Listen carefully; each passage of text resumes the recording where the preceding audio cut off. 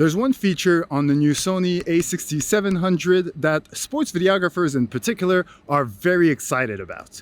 But unfortunately, this feature is nothing but smoke and mirrors from Sony. It's just a marketing scheme to sell more cameras. In other words, a bitch move.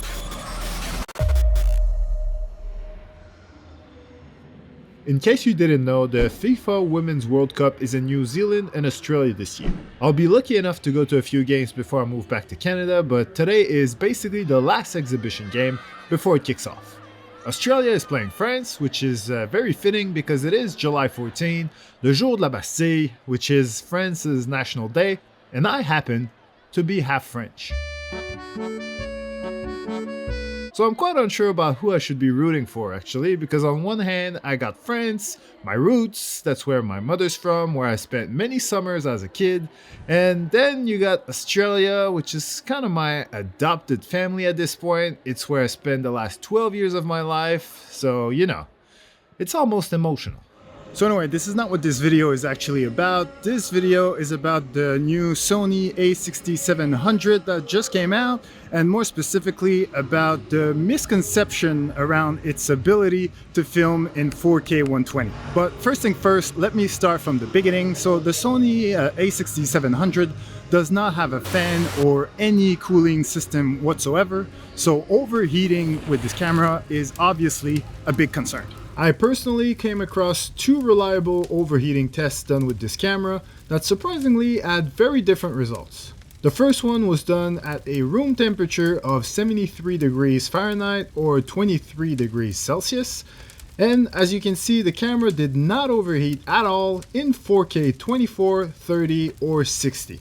But it did overheat and shut down in 4K 120 after roughly 19 minutes of recording time. In the second test, the room temperature was slightly higher at 75 degrees Fahrenheit or 24 degrees Celsius, and the camera did start to overheat in 4K 24 and 30 after roughly 45 to 60 minutes of recording time.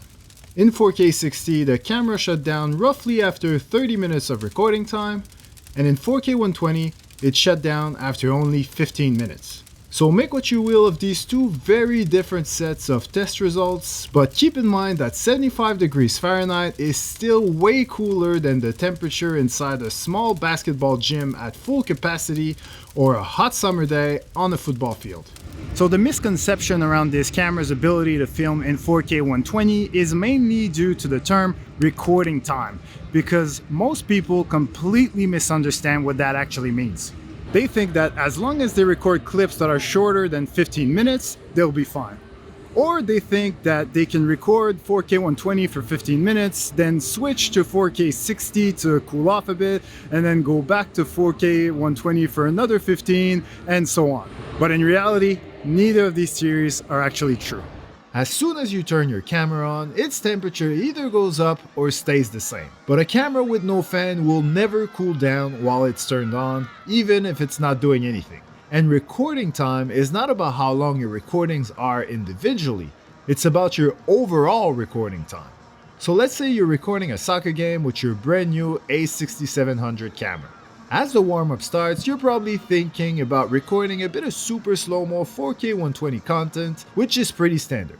So during the warm-up, you record a couple of 1-minute clips, maybe 5 30-second clips, another 10 15-second clips, and then before the game starts, you film maybe 2 minutes worth of crowd shots and establishing shots. So now the game has not even started yet and you're already at 9 minutes of recording time and you only have about 6 left before your camera shuts down. Because remember, once you bring your camera up to a certain internal temperature, like I said before, it's not going to cool down just because you start using a lower frame rate. It's still going to stay at that high temperature and keep going higher, either fast in 4K 120 or a bit slower at a lower frame rate. But either way, it's going up. So yes, if you do switch to a lower frame rate, you might be able to get a few extra minutes out of it, but inevitably your camera will shut down way before the game ends. The only way to cool down your camera is to shut it off completely. And obviously you can't really do that during a game. except for maybe at halftime. This is why I still believe that the Sony FX30 is still the best bang for your buck if you intend to film sports in 4K 120. Yes, it is a bit more expensive, but the cooling fan is well worth it in my opinion, because it avoids all this overheating drama and it allows you to film great sporting action like this. Call me Bucky, lucky that I'm innocent. If I didn't have no morals, I'd be menacing. How about rapping conscious but he ignorant? How he from the hood but still gon' go legitimate? How he fuck a bunch of but they still respect the women? He still rollin' this another, he just got the windows tinted. Homie stab me in the back and that can never be forgiven. In my prime been itching, man, I like the superstition. When I get high, I ain't looking at the clock, still ballin' like rock. Yeah, I'm headed to the Bucks, then I'm ballin' like yeah.